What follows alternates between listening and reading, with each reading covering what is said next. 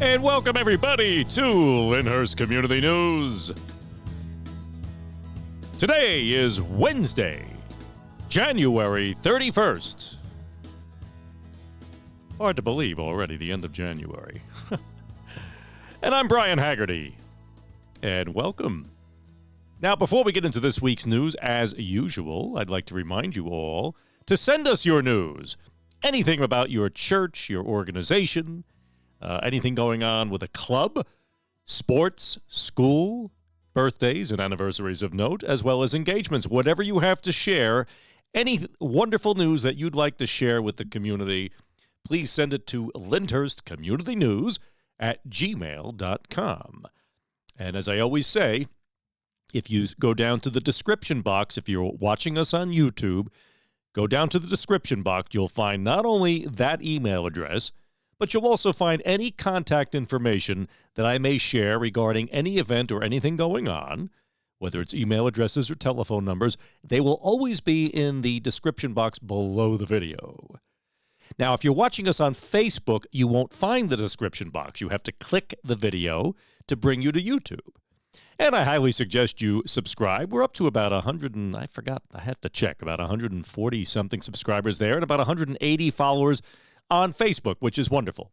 So share it with your friends and family so that everybody can know what's going on in our wonderful community. And by the way, so here it is, the end of January, and I think we've made it through this another winter without any major snow. I mean, we had that ice event a couple of weeks ago, a little bit of snow, then it turned to freezing rain. Last week we had a little bit. But, we're getting into that time of the year now where the days are starting to get longer, the sun is getting higher in the sky, and the snow, if it does snow, doesn't last as long. And if we could make it through February, we've got another great year under our belts. Because no snow is fine with me, and I'm sure most of you, except for the kids, most of you, I know there are some people who love snow, but shoveling it and walking around in it is not something most of us enjoy. So we've made it. So congratulations to another snowless year, hopefully. Okay, so let's get into this week's news. So we'll start off first with a message from Mayor Robert Giangiarusso regarding the Public Information Center meeting, which is going to be held Thursday, February 8th, 2024, from 6 to 8 p.m., and it is online.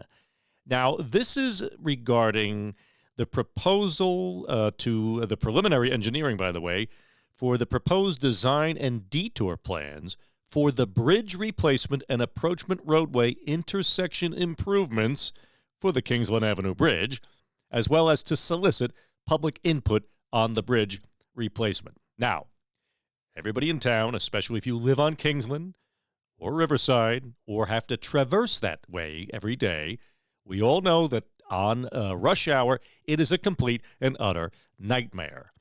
Now, I'm going to be very curious to see what the proposals are because, frankly, there was never a problem down there until they added that second traffic light on the Nutley side of the bridge. So while you're going toward Nutley over the Kingsland Avenue Bridge, not the first traffic light that was there at the intersection of the street.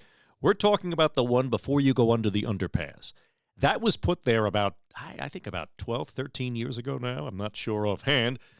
But that was put there to allow for people coming off of Route 21 to make a left, as well as people coming down toward the bridge to be able to also make a left to get onto Route 21. Now, before that light was there, everything worked fine. Once that light was put there, it's been a disaster. So while it may be easier for people to make a left, it's also now becoming just a catastrophe because the traffic will back all the way up Kingsland Avenue as well as on Riverside Avenue. It's made a very difficult situation. So I'll be curious to see what this is, and I encourage everybody, as well as the mayor encourages everybody, to attend this meeting online. Now, letters have been sent out to property owners within the area, within the perimeters of the location, but obviously this involves the entire public, and everybody is welcomed to sit in on this meeting. Now, the mayor has been a very strong advocate of this project since 2006. Yeah, that's how long it's been, actually. And he has consistently emphasized the urgency of constructing a new bridge. I just don't know what they're going to do about that traffic light, and frankly, you're going to go down to the same amount of lanes because you have an underpass, the Route 21 underpass, So I'm going to be very curious to see how that goes. But either way, this is a very important issue concerning everyone who uses that area of town to traverse back and forth to work, to home, from school, wherever it may be. So make sure, go to the Lyndhurst website, lyndhurstnj.org. All the information is there. It's an online meeting, and it's certainly something you don't want to miss. And also, the township has received approval from the state for the formation of a new redevelopment agency. Now, this agency is charged with the exploration of a development plan for the old Lincoln School property. Now, the first meeting is scheduled for tomorrow, February 1st at 5 p.m. That's going to be held in the caucus room on the second floor of the town hall. Now, this is obviously the first of many meetings, but the public is invited and encouraged to come for their input as well as to know what is being discussed and what are some of the ideas for the future of the Lincoln School property. Anybody else have any ideas what to do there? There's going to be all sorts of great ideas discussed, and let's just hope whatever is settled upon will be in the best interests moving forward of the township and the people within. Okay, now, we've been covering police stories the past several episodes, especially with regard to the multiple car thefts, the catalytic converter thefts that have been taking place. And this next story, once again, comes courtesy of Jerry DeMarco of the Daily Voice. And this happened this past week. Lyndhurst detectives, as well as off-duty and uniformed officers, have nabbed teen car thieves. So here's how the story goes. So Lyndhurst police boxed in a pair of Passaic teens and quickly took both into custody as they tried to pass through town in an SUV that was stolen out of Clifton. Now, Officer Michael D'Alessandro of the Lyndhurst Police Department, who had just finished his shift, spotted the Acura MDX on Ridge Road, according to Lyndhurst Detective Lieutenant Vincent Ortieri. Then detectives Chris Cuneo and Nick Abrascato pulled up to the teens on 2nd Avenue. And as soon as the lights on their police cruiser were activated, the pair bailed out and they tried to run. But coming from the other direction was Detective Matt Junta. So Abrascato quickly nabbed Santo Feliz Cruz, aged 19, while Cuneo and Officer Elizabeth Hollenbeck tracked down a 17-year-old boy who was with him. Can you imagine that? 17. Oh, God. Now, in the car, the detectives and the officers found burglary tools. So Cruz was criminally charged with receiving stolen property, resisting arrest by flight, and possession of burglary tools, and was released pending a first appearance in Central Judicial Processing Court in Hackensack, New Jersey. The juvenile received a delinquency complaint charging him with the same offenses before being released to a family member. His case will be heard behind closed doors, obviously because of his age, in the family court of the Superior Court of Bergen County in Hackensack. So once again, great work on the part of LPD. You guys are fantastic.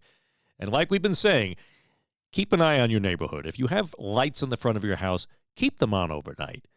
Keep the neighborhood bright because thieves don't want to have light on them. And if you see anybody or anybody suspicious in the middle of the night, if you happen to peek out your window, call 911 immediately. The police will be there in a New York moment. Or should I say in a Lyndhurst moment?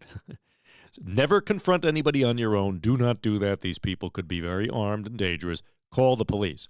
Because if we all become more aware, and as neighbors watch out for everyone, thieves will begin to skip over the township of Lyndhurst. They'll know there's no use coming here. You're going to get caught. So good work, LPD, and thank you for all that you do. All right, and now on to sports. And we have another great week of wins for the Bears to report this week. The girls' basketball team, they have been having a stellar season, which continues as they beat Fort Lee in the first round of the BCWC Invitational with a final score of 53-41. They then went on to defeat Dumont in the second round of the BCWC Invitational for a score of 40-37. So great going, girls, and congratulations to you all, along with your coaches. Now, the boys basketball team, they took out Rutherford 55-41 to win the NJIC National Division. So great work, boys, and congratulations to you and your coaches. And wrestling, well, the Bears beat Waldwick Midland Park with an impressive win of 57-20. So congratulations to the wrestling team. And also, the competition cheer team won both matches last week and received the highest overall points as well. So congratulations to our competitive cheerleaders for a great job as always. And finally, the Bears bowling team has been on fire this season. They beat Rutherford 5-2, followed by a complete shutout over Wallington 7-0. And then they beat Beckton 4-3 on Monday. Now, as if this wasn't enough winning, they then beat Secaucus yesterday with another 7-0 win. So a big congratulations to our bowling team, who have been having an amazing season. Congratulations to all of you. All right, moving on. So the Washington School Memorial Campus PTA is hosting a casino night featuring roulette, blackjack, craps, poker, and more. This is obviously for adults only. But it's going to be this Friday, February 2nd at 6:30 p.m., and this will be held at the Lyndhurst Senior Center on Cleveland Avenue. Now, $45 will give you admission. You will get play money as well as dessert. Now, all play money will be exchanged for raffle tickets to participate in their Tricky Tray. So they encourage you to bring your own food and drink. Now, that's this Friday, and I know some of you don't listen to this until the weekend. So for those of you who do, if you have any questions, you may email WASHMEMPTAVP07071 at Gmail. And don't worry, that email is in the description box. It was a little hard to pronounce. WASHMEMPTA. Yeah, can't really pronounce that one. So it'll be in the description box. Any interest in attending. So check on it there. Now, just some reminders. This Saturday, February 3rd, at the Our Lady of Mount Carmel Parish Center, is the Comedy and Pasta Night featuring comedian and the Bergen Records columnist Bill Ervolino. I think we all know who Bill is. He's hysterically funny and wrote a phenomenal column that was on there for years that gave us all tremendous laughs as he discussed his funny Italian family and relatives. So the event starts at 7 p.m., doors open at 6:30. Bring your own adult beverages and snacks, but they will be serving pasta. But the tickets are only $25, and they're available at the Mount Carmel Rectory. And sorry, but nobody under the age of 18 is allowed. And also, don't forget as well, next week will be the fundraiser for the Libbie, Lindsay Little House for Lyndhurst Girl Scouts and the Lyndhurst Cub Scouts, Boy Scouts, as well as the Venture Crew.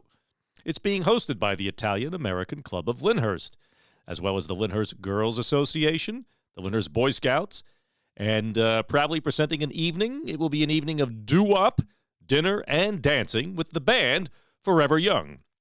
It was a huge success last year. They're doing it again this year. That's February 10th, Saturday, from 7 to 10 p.m. Doors open at 6:30. This as well will be held at the Our Lady of Mount Carmel Parish Center. Tickets are only $40, but they are not sold at the door. So it includes a delicious pasta dinner, dessert, and beverages. But BYOB, if you're going to bring wine or anything else, bring it yourself. But there'll also be a special Valentine's 50-50. And I will leave Donna Shinnick's number. If you want a ticket, I'll leave her number in the description box below. Okay, so next week we will be in the month of February already. I can't believe it. But needless to say, we will be in February. We'll be getting back to some more spotlights on local businesses, especially as we get into the spring. You know, winter's a very difficult time to get up and meet up with people, and everybody's kind of in a and everybody keeps saying, wait till the spring, wait till the spring. But I do have a couple of businesses lined up that I'm excited to share with you. And also, February is Black History Month, and courtesy of our wonderful historian, Joe Caffone, who wrote the definitive book on Lyndhurst history, He sent to me recently a whole bunch of wonderful information about Black history in Lyndhurst, and we'll be sharing some of that next week and throughout the month. But in the meantime, as we always say, as we end each week, I always remind you that a community is not its streets, houses, or buildings. A community is its people. And Lyndhurst is a wonderful community of great people sticking together, helping one another out.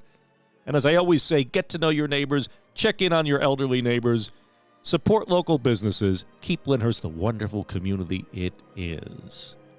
So until next week, this is Brian Haggerty, wishing you the very best. God bless you, and God bless Lyndhurst.